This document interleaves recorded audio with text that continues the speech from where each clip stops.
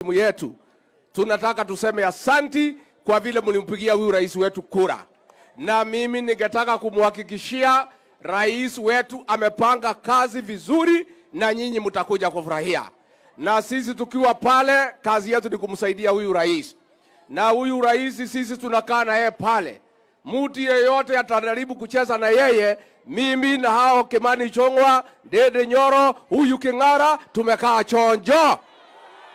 Neguadwa ito.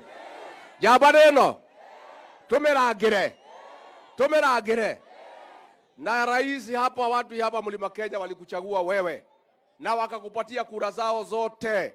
Wamesema kwa kauli moja, mambo ya handshake hawataki. Mumekataa handshake? Wangapi wanasema hakuna handshake?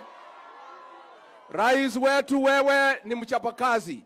Tulikuchagua kwa sababu tunakuamini, kwa sababu uko na mpango na uko na maono ya kubadilisha maisha yao watu ya kawaida.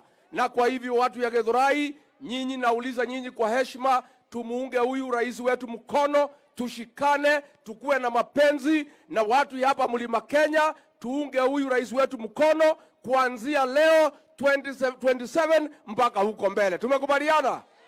Ni hapo igana mara ukatonyitira rais wetu mwenyewe. Harambee! Asanteni sana wangwana wa Githurai.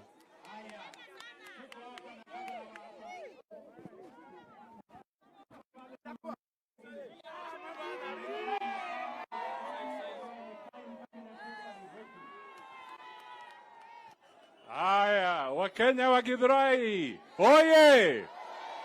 Hebu punga mkono nione.